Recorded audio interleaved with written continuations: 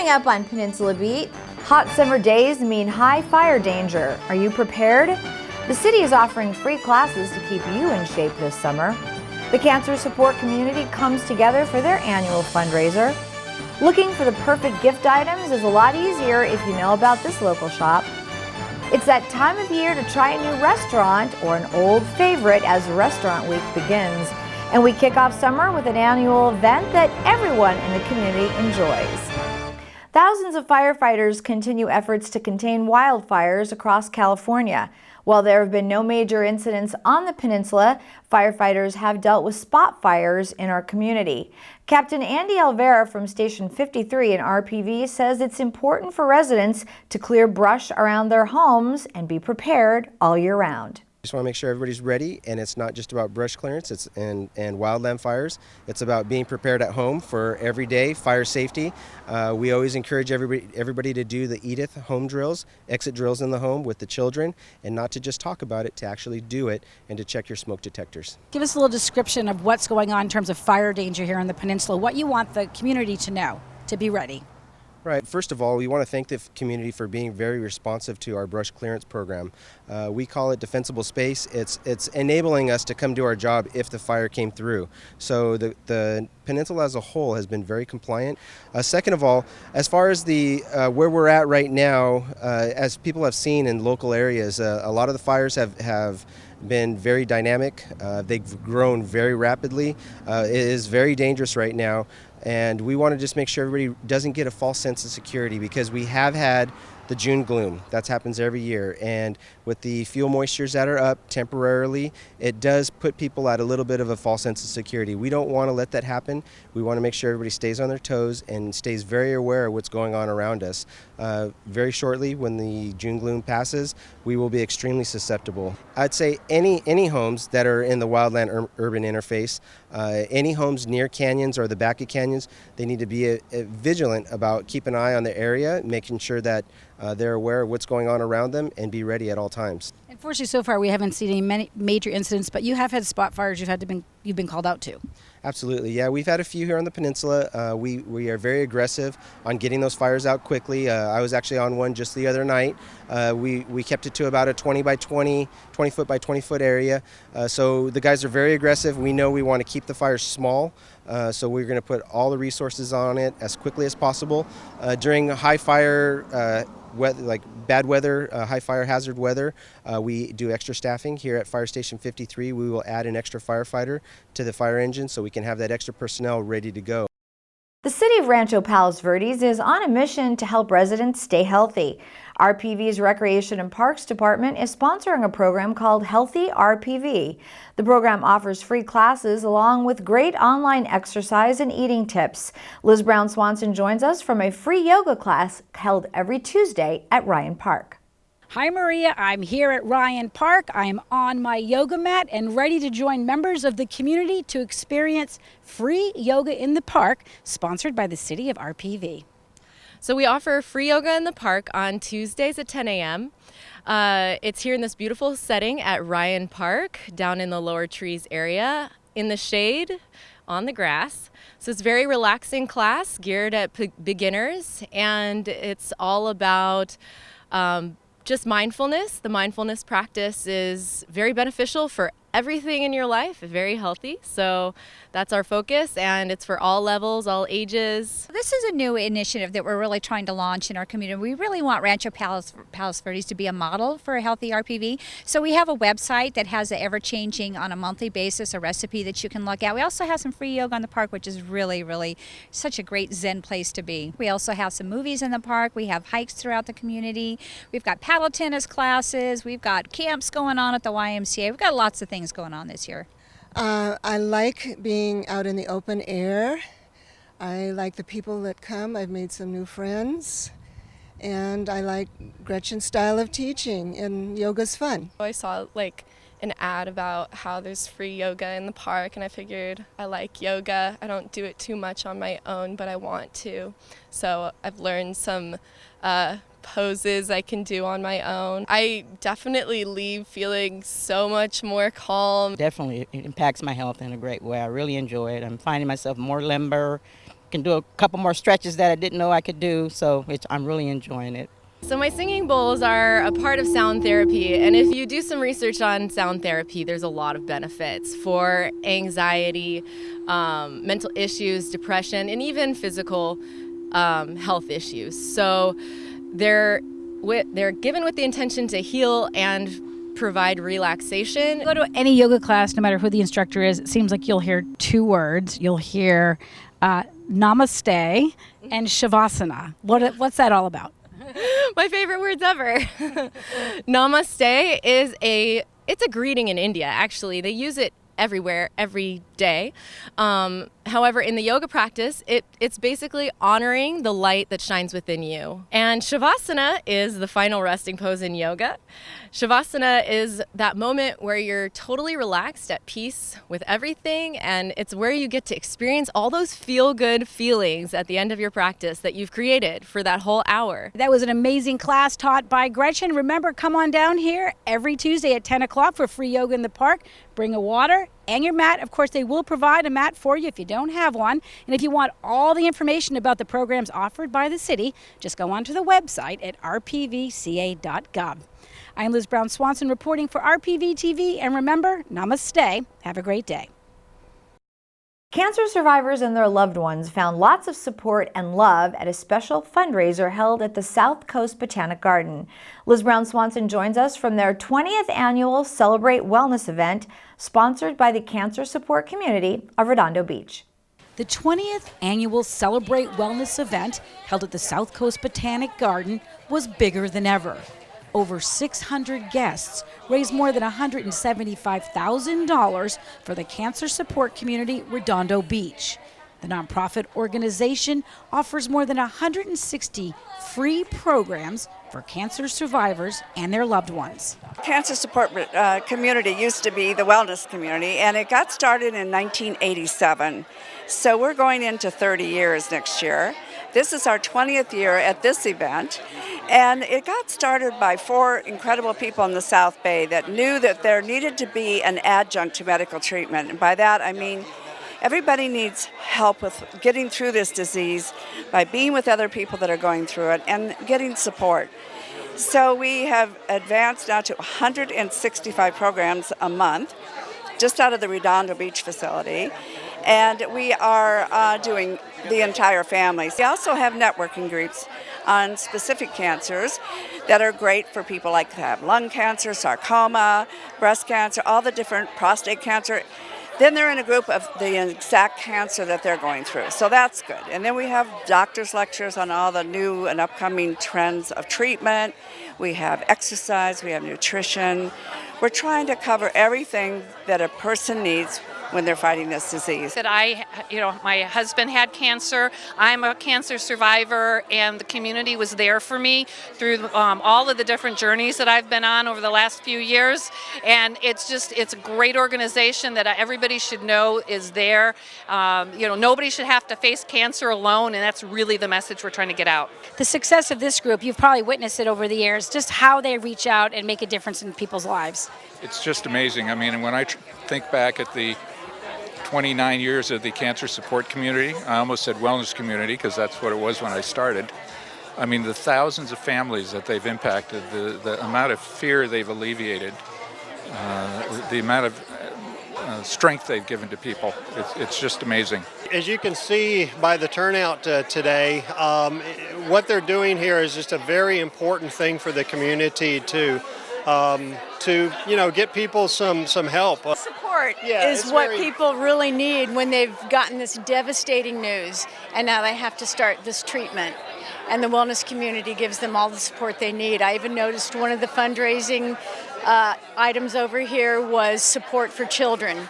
Well, I want to support the community, and especially for people with cancer and their families who need support, and fundraiser and meet everybody and enjoy the event. And what are you serving up today? Well, we have many things on our menu. These are sweet corn cakes with the avocado salsa. And then over on the other side, we had barbecue pulled pork sandwiches. We have a beautiful cheese display. All right, well, the 20th annual Celebrate Wellness certainly brought the community together on a wonderful day for a great cause. If you want more information about the organization, you can log on to cancersupportredondobeach.org. I'm Liz Brown Swanson reporting for RPV TV. And when we come back, if you're looking for the perfect gift from the Peninsula, then we have the place for you to shop. And it's time to get ready for a restaurant week right here on the Peninsula. We'll be right back. When there is an increase in vehicle thefts and burglaries, you must be extra vigilant in securing your vehicle. If you see anyone who looks suspicious, don't hesitate. Call the police. Having an alarm on your car can help prevent a break-in, but be sure you don't leave any valuable items, such as laptops or other electronics, in plain view. Don't leave your keys in the ignition or leave your vehicle unattended with the engine running. Finally, get to know your neighbors and talk to them about forming a neighborhood watch.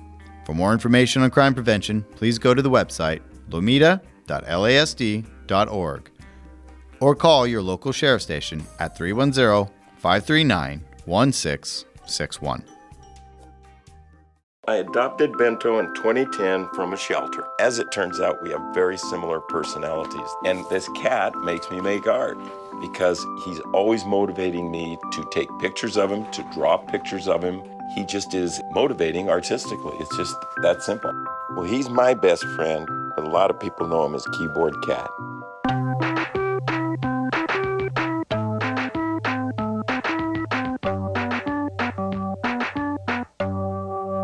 I start to make my breakfast. Hamilton is right there. I get out my mat and I'm doing a downward dog and he's underneath. He's quite the pug about town. He gets invited to a lot of parties. He knows he's a pretty big deal. And if you're looking for the perfect gift for really any occasion, then our next story will definitely fit the bill. Nantucket Crossing might sound like an East Coast shop, but you'll be pleasantly surprised to see this shopping experience is all about the Peninsula. What first inspired the store Nantucket Crossing? Well, it's kind of an amazing journey. We came from Massachusetts in the worst snowstorm in 100 years, and we came to this area that was like paradise. And I looked around to find some souvenir of the peninsula to send back home, and there was none. And I thought, well, maybe I'll design a coffee mug or a tea towel, and that didn't seem enough. I wanted to show the entire peninsula. So, being an architectural interior designer with a textile background, it was an easy fit for me to design the blanket. And we had done it in a neutral color, taupe and natural. And then in 2012, we colored it and made it multicolor. So this is the hallmark of the genesis of Nantucket Crossing.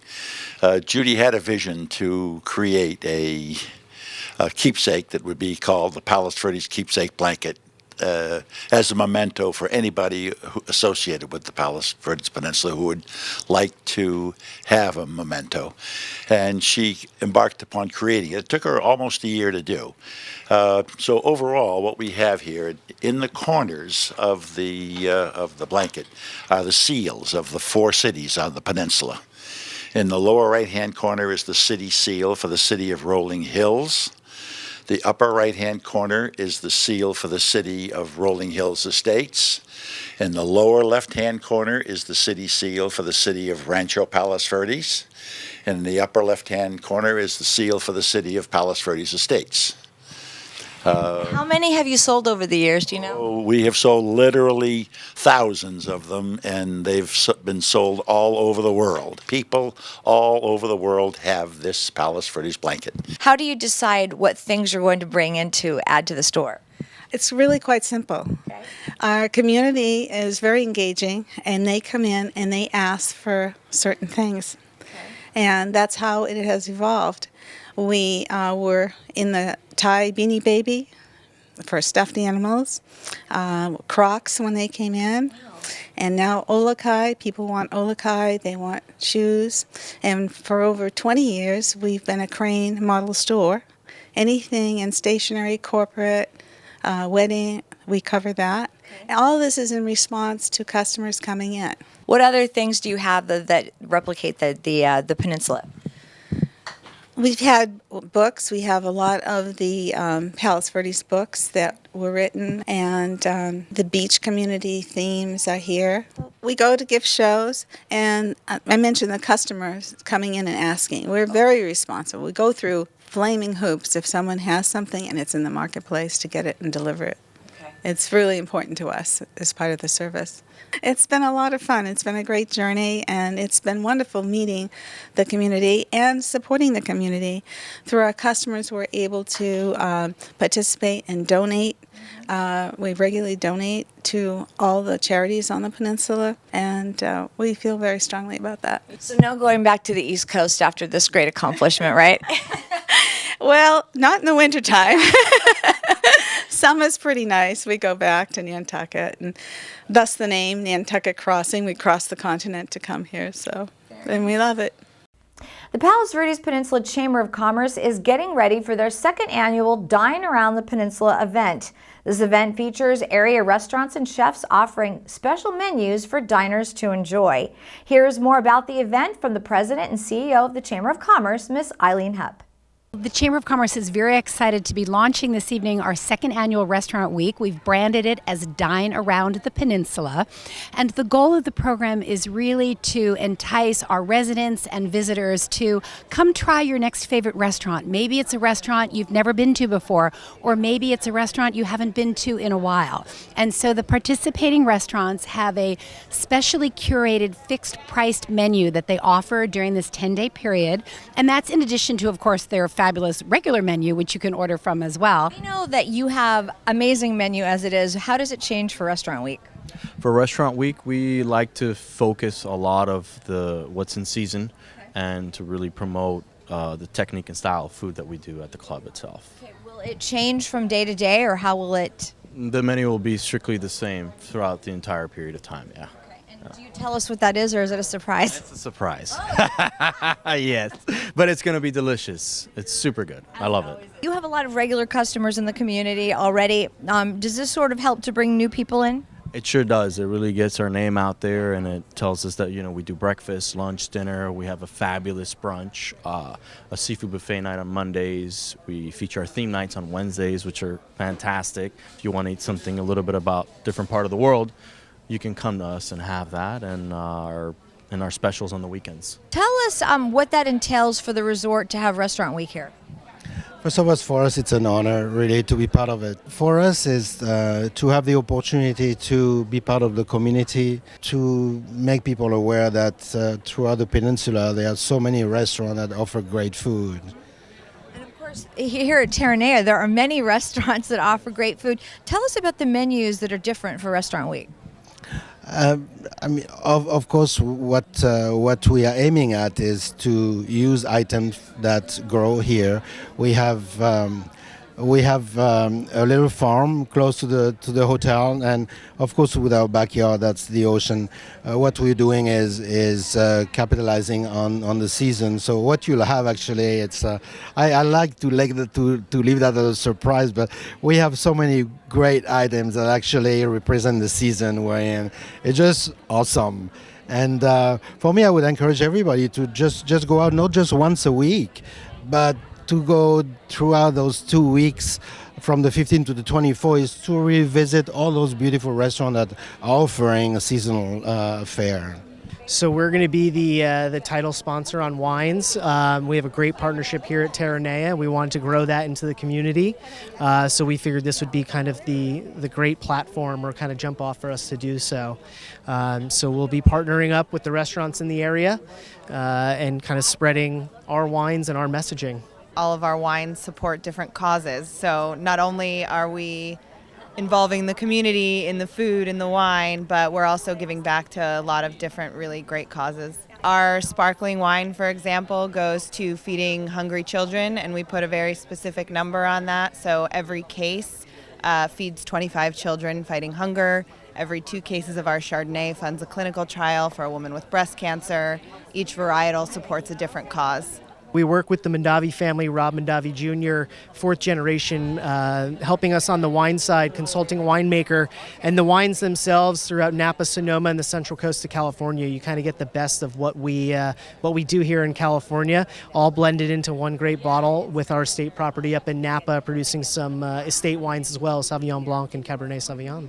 Tell us where we can find out the participating restaurants. You can Google dinepeninsula.com. We have a special website, and it tells you a little bit about the program and then lists all the restaurants. You can click through and actually see what their special menus are for this 10-day period, and then you can click directly through to their own website, so you can make reservations directly or see what their other offerings might be. And finally, every 4th of July, the city of Rancho Palos Verdes hosts their annual 4th of July celebration.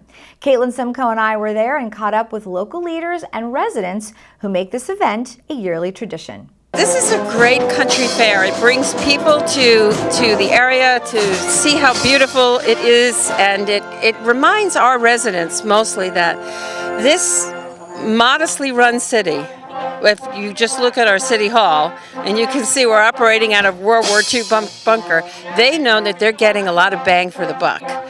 And we're celebrating 240 years of freedom, of declaring our liberty, and it's just so important that we all remember why it is that we're here. It's an opportunity for people to come to the city, find out what the city is about, and actually get to know each other and have a good time. That's the whole point. All year long, it's work, work, work. This is a chance to have a good time on the city. What is some of your favorite 4th of July traditions? Well, obviously, the favorite one is this hat. I've had that now for some 15 years, and it's become something that attaches itself automatically on the 4th of July. This event brings the community together, and it's like a country fair, a country picnic where you see neighbors you might not see once or twice a year, and you get to chat what's going on. A lot of esprit de corps. The kids are growing up, as we were just talking about. They get to participate. My daughters, who are getting older very quickly, look forward to this event.